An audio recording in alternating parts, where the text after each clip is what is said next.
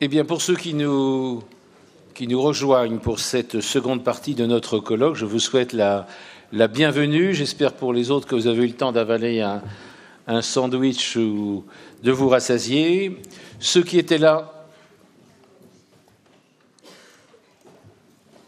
j'ai prévu de donner la parole à la salle à la fin de la réunion, mais on peut commencer dans l'autre sens si vous préférez. Bon, donc... je vous souhaite à tous la bienvenue à ce colloque sur les faux amis, les idiots utiles, qui est organisé à l'initiative de Jacqueline Costalascu, à qui je veux rendre hommage pour tout son engagement, l'engagement d'une vie au service du progrès, de la laïcité et des valeurs républicaines, et avec qui ce fut un bonheur que de préparer ce colloque. Qui plus est, ses anciennes responsabilités dans les milieux laïcs font d'elle un témoin tout à fait particulier pour pouvoir traiter de ces sujets. Il ne nous a pas encore rejoints, mais je voudrais aussi remercier le président de la LICRA, Alain Jakubowicz. Ce n'est pas la première fois que le comité Laïcité République et la LICRA organisent un colloque en commun, puisque en novembre 2007 déjà, nous avions organisé ici même un colloque sur identité nationale et citoyenneté républicaine. Et on a bien senti ce matin, et je veux rendre hommage à la qualité de nos intervenants, et je ne doute pas que ceux de cet après-midi seront bien évidemment également très bons, mais ce qui est rare, c'est que chacun a tenu son temps. Donc les intervenants cet après-midi ont compris mon invitation. Chacun a tenu son temps, mais qui plus est, a traité de son sujet, ce qui a permis, vous l'avez remarqué, d'avoir une palette d'angles d'approche particulièrement riche. Je voudrais aussi remercier Christian Bataille, député du Nord, grâce à qui nous pouvons nous réunir aujourd'hui dans cette salle Colbert, qui est une salle historique, et vous le savez, c'est là que traditionnellement se réunit le groupe majoritaire, quel qu'il soit, depuis la Ve République. Et donc, sous les auspices du Parlement en action de débat concret et républicain, ce qui, comme l'a dit Jacqueline Costalascu ce matin, nous fait l'obligation, tous dans nos interventions, d'aller au bout de ce que nous avons à dire, mais de le dire dans un cadre qui est celui du respect des personnes, dont nous faisons de la politique et pas de la polémique, et c'est un peu l'état d'esprit dans lequel, en tout cas, nous inscrivons notre démarche. Nous allons donc ouvrir immédiatement les débats de l'après-midi. Le premier de nos intervenants est Brice Couturier. Vous l'écoutez, je suppose, régulièrement. Si vous ne le faites pas, vous avez tort. Il est éditorialiste. Il est présentateur de la chronique quotidienne Le Tour du monde des idées sur France Culture. Il est un collaborateur régulier du Point. Et je dirais, si on me permet cela, c'est à la fois un homme libre et un journaliste libre. Alors, le président de la LICRA arrive maintenant, alors que je viens de le citer, de le remercier de notre collaboration, mais ce n'est pas grave. Voilà. Et sans autre forme de procès, Brice, vous avez la parole. Comme tu l'as rappelé à l'instant, j'officie sur France Culture et j'y officiais notamment pendant 5 ans au matin en tant qu'éditorialiste et co-intervieweur. Dans l'exercice de mes fonctions, il m'est arrivé plusieurs événements amusants et je voudrais vous en rapporter un ou deux. Et à partir des anecdotes, on peut réfléchir. Au lendemain des attentats du 22 mars à Bruxelles, nous recevions au matin de France Culture 2 invités belges pour commenter l'horreur qui venait de survenir dans leur pays. L'un de ces invités, alors il paraît qu'il ne faut plus donner les noms, je ne donne pas de nom, l'un des invités s'est félicité, je cite, que le Premier ministre de son pays n'ait pas utilisé, contrairement au président de la République français et à son Premier ministre, le mot « guerre ». D'ailleurs, il est revenu quelques jours plus tard dans Le Monde, dans un éditorial du Monde, pour dire qu'effectivement, dire qu'il y avait guerre contre le terrorisme, c'était tomber dans un piège. Allant plus loin, il m'expliqua, à l'antenne toujours, qu'il était fier, en tant que Belge, que son Premier ministre n'ait pas utilisé non plus le mot de terroriste. Je lui ai demandé pourquoi il ne fallait pas utiliser le mot de terroriste face à des gens qui faisaient usage, dans un cadre d'attentat terroriste, de la terreur. Il m'a répondu parce que ce serait stigmatisant. Stigmatisant de dire d'un terroriste qu'il est un terroriste. Un peu énervé, ce qui m'était reproché ensuite par ma direction, je lui demandais qui serait stigmatisé si on appelait terroristes des gens qui venaient de tirer à la mitraillette dans une foule désarmée. Un autre invité à ce moment-là est intervenu pour me dire « Sikh, réécoutez la bande, c'est intéressant ». Pour me dire qu'il fallait se méfier du qualificatif de terroriste parce qu'il pouvait être requalifié dans l'avenir en tant que résistant. On avait affaire au vieux relativisme qui refuse toute qualification d'un acte meurtrier sous prétexte que l'histoire n'a jamais prononcé son dernier mot. Et qu'il faut donc ne pas dégainer trop vite les mots, mais en user avec précaution.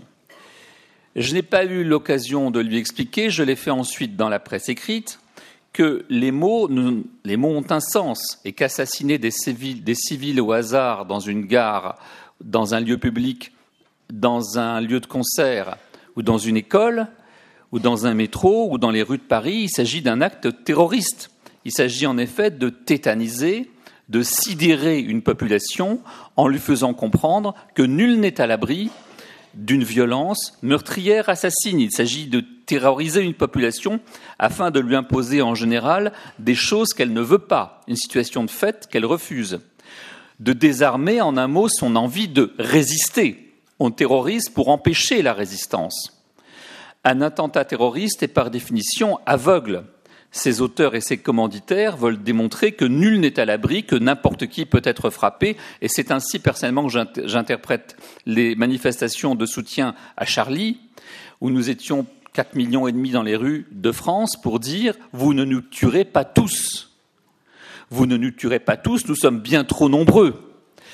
Vous n'aurez pas notre liberté d'expression parce que nous sommes trop nombreux pour que vous nous tuiez tous. » Je crois que c'était le sens. Un acte de résistance, au contraire, c'est une opération militaire ciblée, en tous les cas c'est ce que mon père, ancien FFI, m'a expliqué, sur les représentants d'un pouvoir ennemi, de préférence sur ses dirigeants, et comme me le disait mon père, nous visions, quand nous avions affaire à un attentat, des officiers, pas des simples soldats.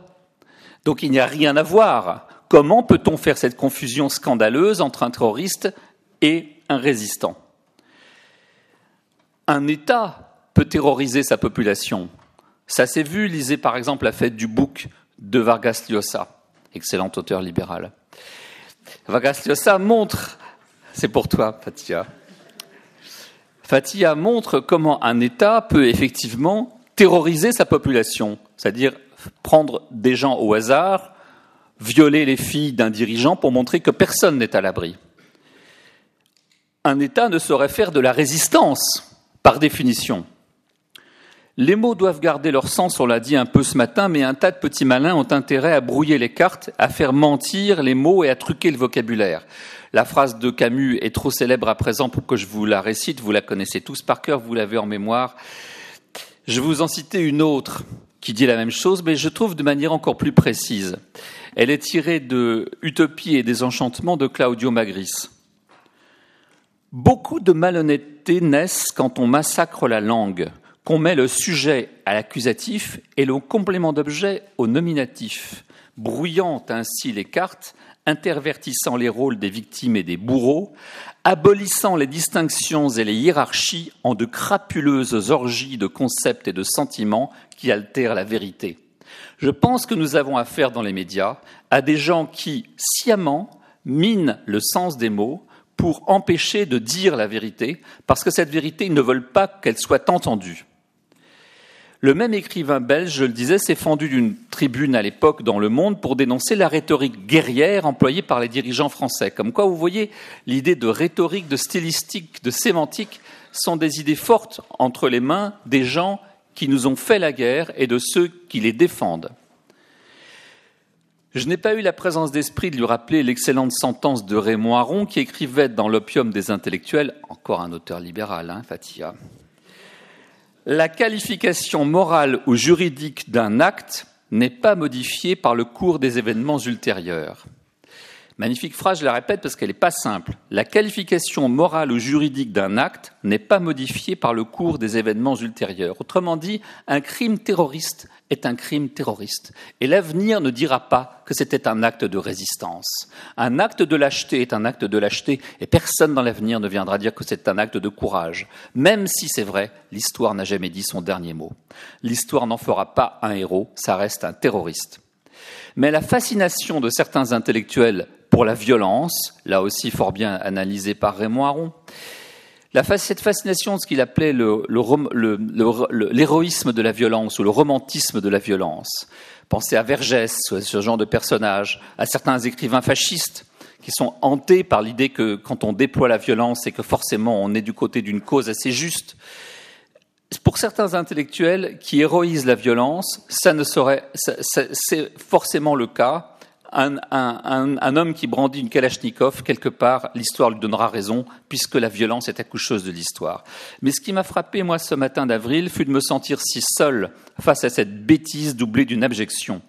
Alors que nos médiateurs se targuent de guetter et de signaler les dérapages, dans certains cas, face à certains égarements, eh bien, ils oublient de s'indigner. Traiter de résistants éventuels des terroristes leur semble faire figure d'élégant paradoxe. Mais si une telle confusion volontaire provenait d'un invité d'extrême droite, qu'en dirait le journaliste ? Je crois que la réponse est aisée. Si on disait les auteurs de l'attentat de la gare de Bologne, dont on sait maintenant que c'était l'extrême droite, si on leur disait demain peut-être ces gens seront qualifiés de résistants, que diraient-ils ? Alors pourquoi cette étrange passivité, cette étrange complaisance à l'égard du terrorisme quand il vient de l'islamisme ? Il est clair, en effet, qu'aussitôt que le spectre de l'islam rôde autour d'un sujet, le parti des médias, pour reprendre cette expression à Marcel Gauchet, perd ses repères habituels. Il ne sait plus où il en est, sa boussole est déréglée. Dans le même registre, celui d'une police orwellienne du langage, un collègue, alors ça c'est tout récent, qui lit un billet chaque matin sur une radio publique, prend soin, comme nous le faisons tous dans l'exercice de nos métiers, de rédiger les questions à l'avance pour la personne qui présente l'émission.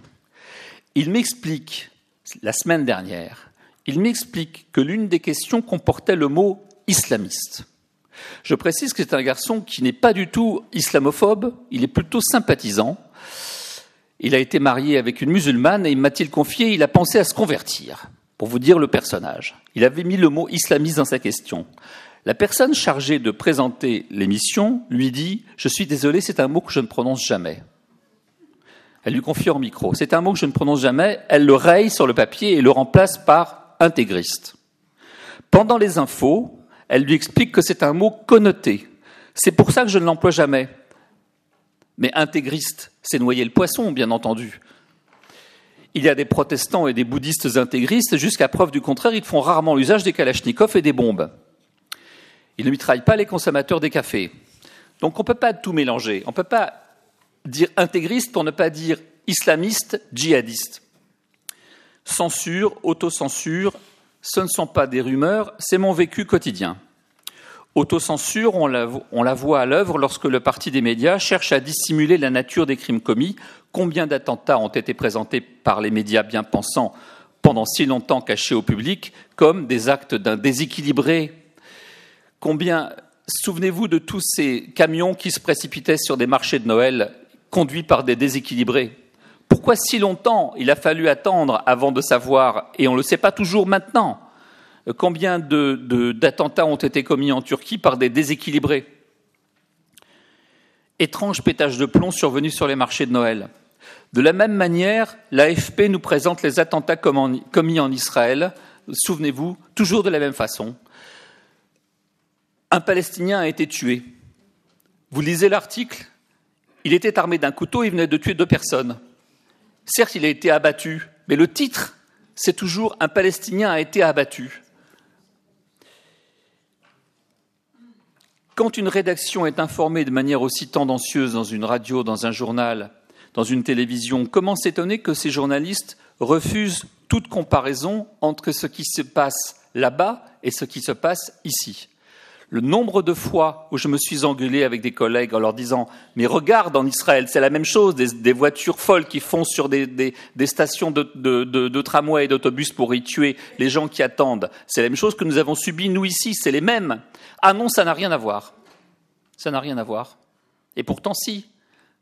C'est toujours Allahu Akbar, C'est les mêmes méthodes, c'est tuer des juifs, tuer des homosexuels, tuer des femmes, tuer des innocents qui se promènent par là, qui passaient par là. Moi, ce parallèle, je l'ose. Lorsque l'existence d'un attentat ne peut plus être niée, alors ce sont ces motivations qui font l'objet d'un déni. Pensez à l'attentat de juin dernier à Atlanta, aux États-Unis. Aussitôt, on a détourné l'attention. Un crime homophobe, 1, et 2, c'est le problème de la libre circulation des armes aux États-Unis. Circuler, il n'y a rien à voir. Enfin, tout de même, ce type, Omar Mateen, là je peux citer son nom, je pense que ces motivations on ne peut pas être plus clair que ces motivations. Et comme d'habitude, les premières informations sont démenties par la suite, ce qui évidemment amène à jeter le questionnement sur les informations que nous recevons. Dans un premier temps, souvenez-vous, on donne la parole à son père qui dit « Mon fils avait une haine pour les homosexuels, mais ça n'a rien à voir avec la religion. » Ah bon, ça n'a rien à voir avec le fait qu'on précipite les homosexuels du haut des toits dans les territoires tenus par Daesh? Ça n'a rien à voir avec certaines sourates qui disent que le peuple de Lot doit être supprimé? Bien sûr que ça a à voir. On ne connaît pas les motivations. Mais si, les motivations, elles sont claires, elles sont islamistes. Si Omar Mateen a tué les clients du Pulse, c'est parce que les homosexuels sont considérés par des monstres par les gens comme lui, qui professent son idéologie. Après chaque attentat commis aux États-Unis, les journalistes mettent en cause la circulation des armes à feu, comme si c'était ça le problème. Et à Bruxelles, c'était la circulation des armes à feu qui est en cause. Et en Angleterre, où la circulation des armes à feu est beaucoup plus contrôlée encore qu'en France, ça n'a pas empêché certains de se faire tuer à coups de hache en pleine rue, comme un soldat anglais l'année dernière. Mais le problème, c'est que de cette manière, en focalisant sur la question de la possession des armes à feu, on détourne l'attention du problème. On essaie de ne pas nommer l'idéologie qui est derrière, qui inspire l'acte des terroristes. Quand Mohamed Merah a tué à bout portant des enfants d'une balle dans la tête, c'est parce que ses donneurs d'ordre lui ont dit que tous les juifs devaient être tués par tous les moyens, avec des voitures, avec des couteaux, avec tout ce qu'on a sous la main. Et là encore, désinformation, dévoilement progressif de la vérité. Au début, d'abord, premier. Alors là, enfin, je m'en souviens. Dans un premier temps, c'est l'extrême droite, souvenez-vous. Je suis tombé dans le panneau moi-même. Le lendemain, à France Culture, j'ai fait un truc contre l'extrême droite en me disant ça peut être qu'un facho pour faire un truc pareil. Le lendemain, on apprend que non, c'est pas les usual suspects, c'est d'autres. Alors, la théorie du dément qui a pété les plombs ne tenant plus, c'est un loup solitaire. Après, on apprend que le mec a subi une formation en Syrie, au Yémen, toujours les mêmes choses. Pourquoi ce dévoilement progressif de la vérité? Qu'est-ce qui les gêne, les confrères, exactement? Jacques Julliard a dit « Il y a un problème de l'islamo-gauchisme. Pourquoi et comment une poignée d'intellectuels d'extrême gauche, peu nombreux, mais très influents dans les médias, ont-ils imposé une véritable sanctuarisation de l'islam dans l'espace politique français? Pourquoi cette étrange intimidation parée des plumes de la morale ?» Je dirais qu'il y a des bons sentiments chez certains d'entre eux. Il y a la peur des représailles sur la population musulmane. Beaucoup de mes confrères, je vois très bien quand le journal commence, guettent les signes annonciateurs d'un immense pogrom qui se dirigerait contre nos confrères musulmans en France. Est-ce que c'est jamais arrivé? Est-ce que les gens sont assez bêtes pour identifier le terroriste qui vient de tirer au Bataclan avec leur voisin musulman qui fait l'Aïd et qui n'a jamais embêté personne? On nous prend vraiment pour des imbéciles. Mais je comprends cette motivation chez les confrères parce qu'elle est réelle, elle est sérieuse. Ils ont vraiment peur que l'extrême droite exploite un jour un attentat pour déclencher une persécution massive des musulmans de France ou quelque part en Europe. D'où le pas d'amalgame. Mais cet amalgame, personne ne le fait. Eux, parfois, oui, comme je viens d'essayer de le prouver. Après chaque attentat, on a entendu ainsi les journalistes guetter avec anxiété des ratonnades anti-arabes, dénoncer par avance des pogroms racistes dont seraient menacées les populations de l'immigration, mais de tels événements ne se produisent jamais, et par bonheur, je pense qu'ils ne se produiront pas parce que les gens ne sont pas si stupides. Mais les gens ne sont pas si stupides parce qu'ils ont compris précisément que le but des attentats terroristes commandités par Daesh ou par Al-Qaïda est précisément d'essayer de fomenter la guerre civile parmi nous, d'essayer d'isoler les populations musulmanes de manière à ce qu'elles deviennent victimes, effectivement, de violence ou de ségrégation. Donc évidemment, plus nous montrons à nos compatriotes musulmans que nous avons parfaitement compris qu'ils sont plus désignés que nous comme victimes éventuelles des terroristes, parce que les terroristes islamistes détestent bien davantage les mauvais musulmans, c'est-à-dire 99% d'entre eux, que nous autres, les kafirs, qui n'ont pas très important, koufars, pardon, les koufars. Oui, c'est vrai. Alors, autre explication, l'explication par la crainte des représailles, encore une fois, je la comprends et je la comprends bien. Il y en a une autre qui est, hélas, que je comprends beaucoup moins bien. C'est l'explication islamo-gauchiste, on est au cœur du sujet, selon laquelle les immigrés seraient le prolétariat de substitution de nos marxistes défroqués. Ils l'ont élu pour provoquer leur révolution.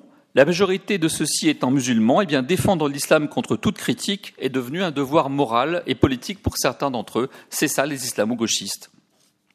Dans une version radicale, cela donne l'étrange exaltation d'un Daniel Schneiderman, j'ai pas le droit de le citer, écrivant sur son site Arrêt sur image, le 18 janvier dernier de cette année-là, un petit texte, je vais vous lire parce qu'il est...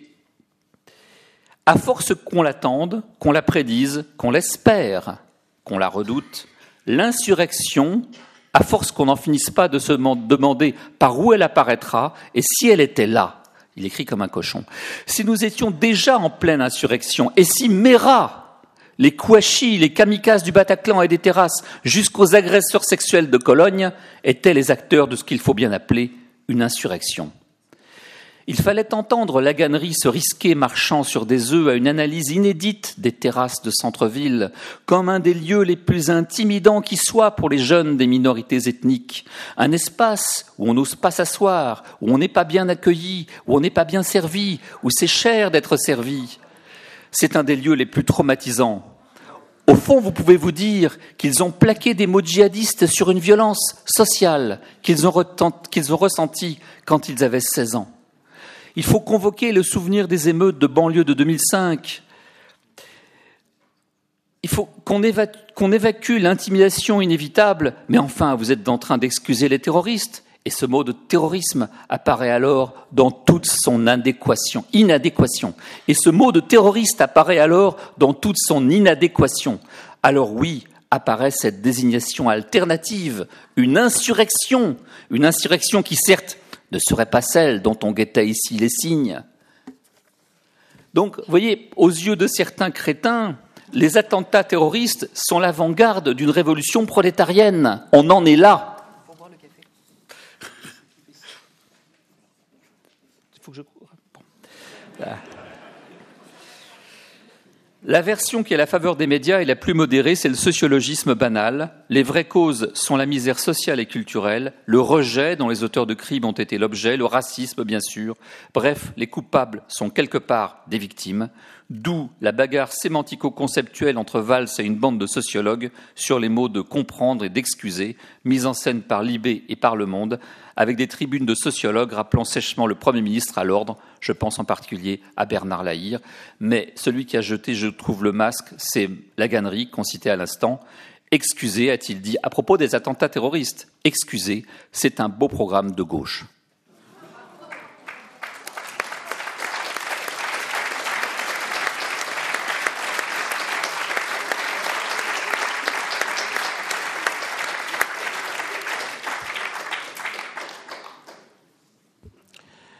Merci Brice, je pense que nous reviendrons sur cette dimension qu'il fallait absolument évoquer, sur cette vérité que nous sert quotidiennement une certaine presse et qui contribue à faire ou à défaire l'opinion.